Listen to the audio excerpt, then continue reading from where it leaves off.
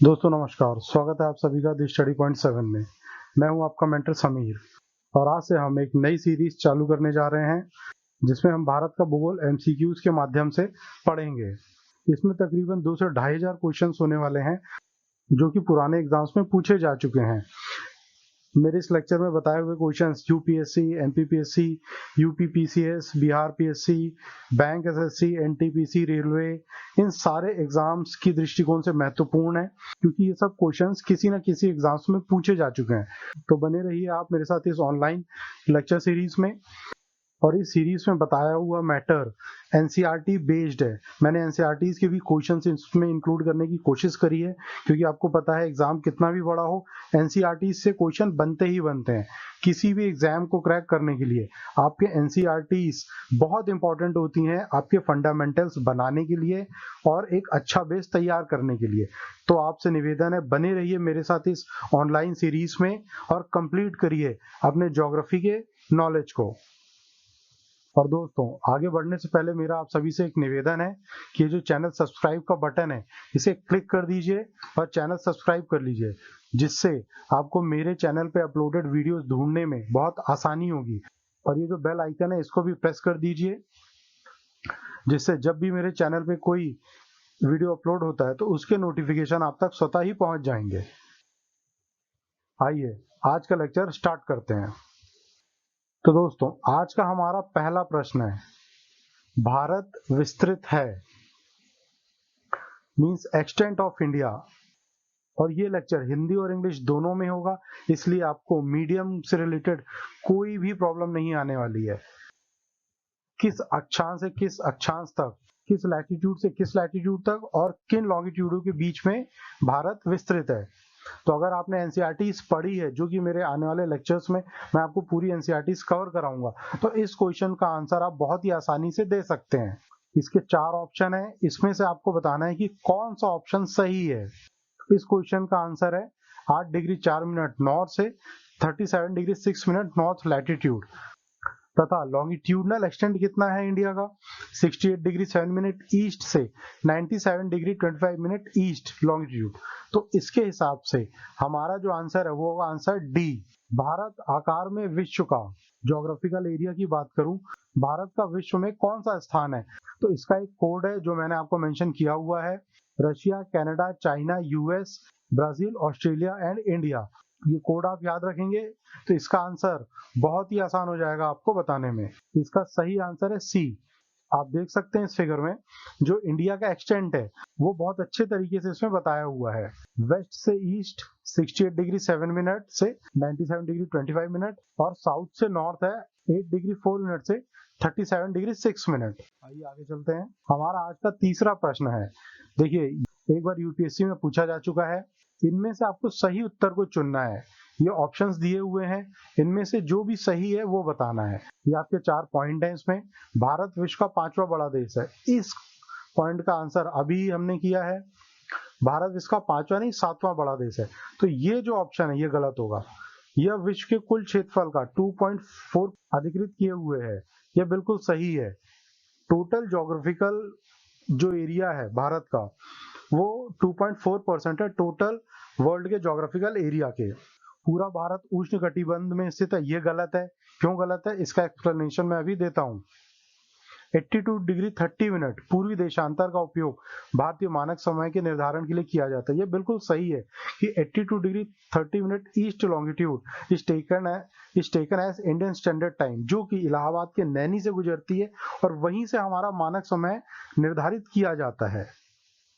तो इसके हिसाब से जो हमारा सही ऑप्शन है वो होगा 4th, जो कि है बी एंड डी।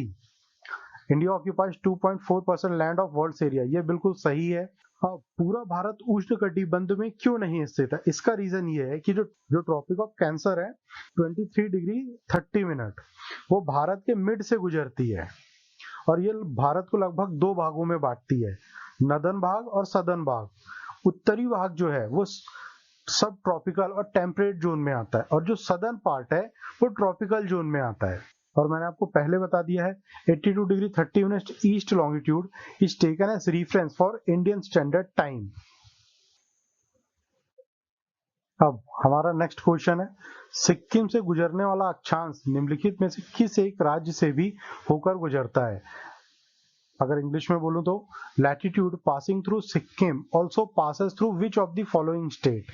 अभी मैंने आपको इंडिया का मैप दिखाया था, तो आपको ये मैप याद होना चाहिए, तो इस क्वेश्चन का आंसर आप बहुत ही आसानी से दे सकते हैं।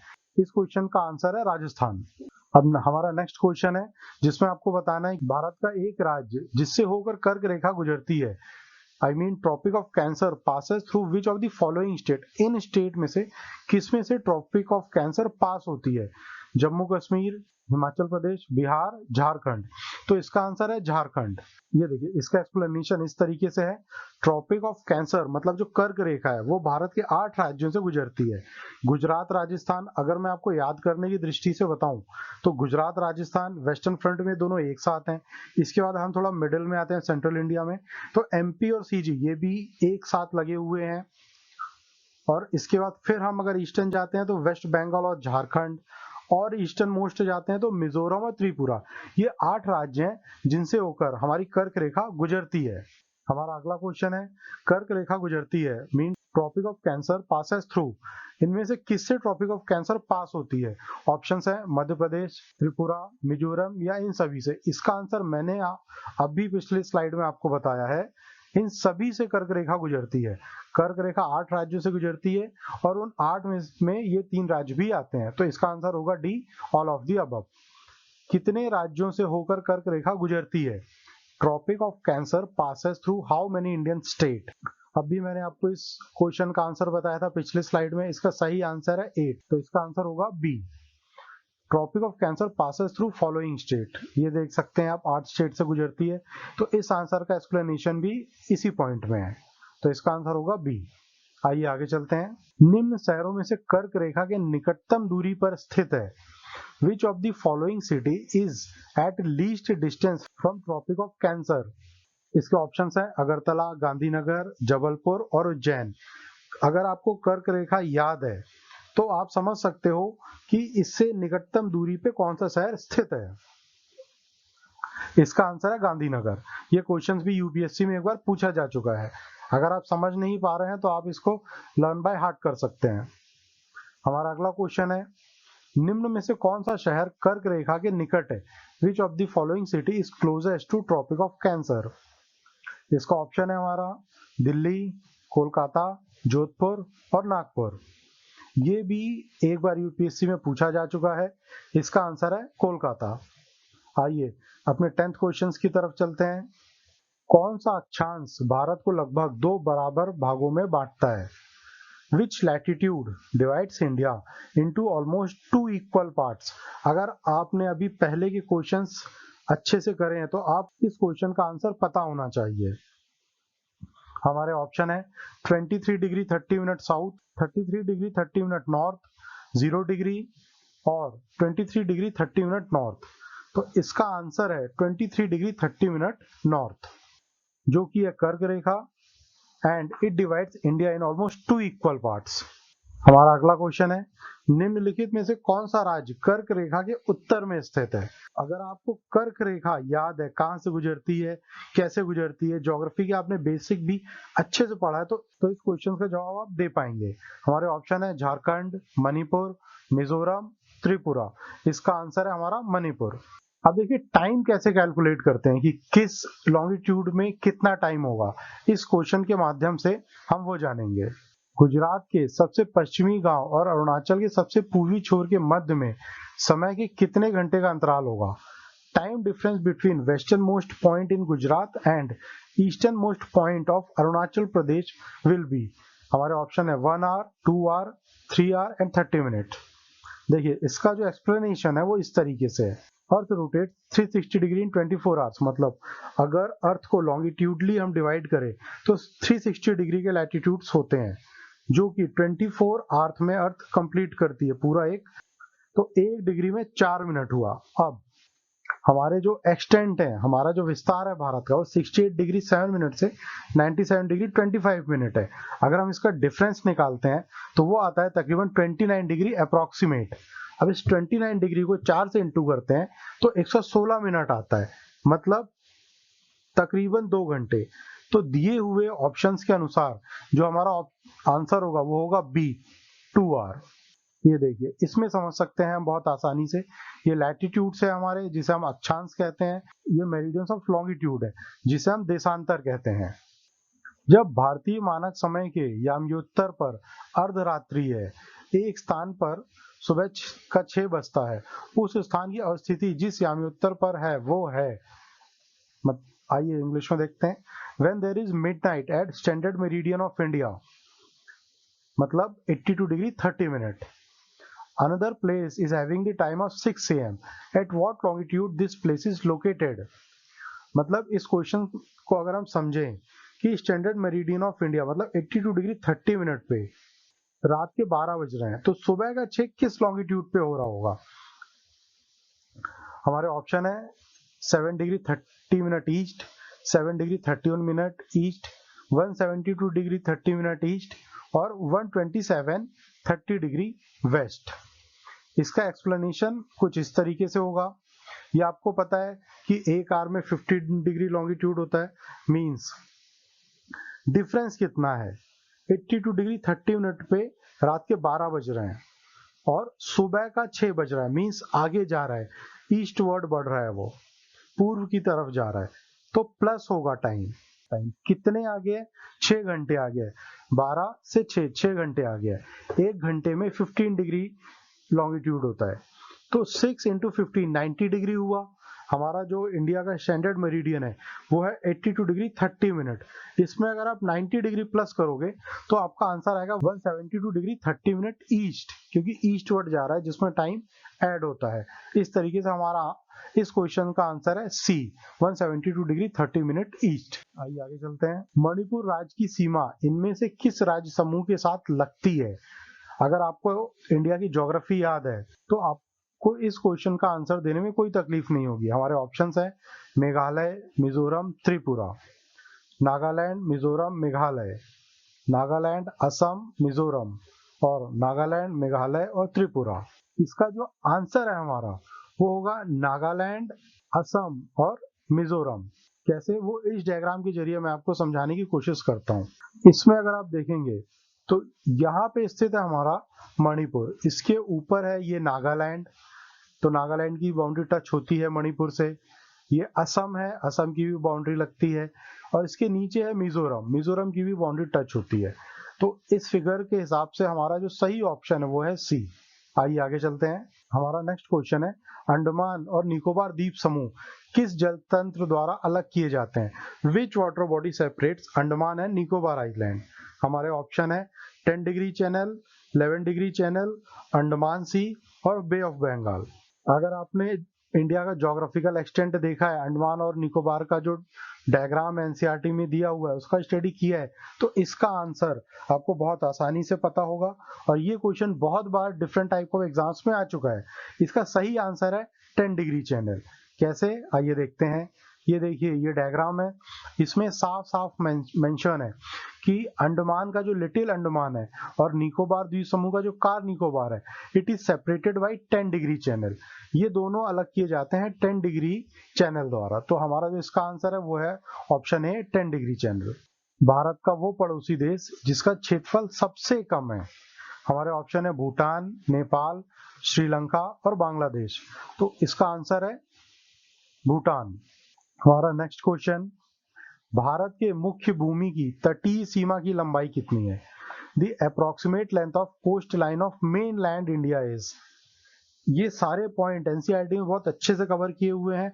अगर आप किसी भी कॉम्पिटिटिव एग्जाम्स की तैयारी कर रहे हैं और आपको उसका बेस बनाना है तो एनसीईआरटी जरूर करिए। हालांकि मेरे चैनल पे एनसीईआरटी की पूरी समरी अवेलेबल हो जाएगी कुछ दिनों में, मैं खुद पूरी एनसीईआरटीज कराऊंगा। तो इसके हिसाब से हमारे जो ऑप्शन है 5500 किलोमीटर, 6000 किलोमीटर, 7516.6 किलोमीटर और 7000 किलोमीटर। तो इसका जो आंसर है वो है 6000 किलोमीटर। आइए आगे चलते हैं। हिमालय पर्वत श्रृंखला उदाहरण है। The Himalayan mountain range is an example of.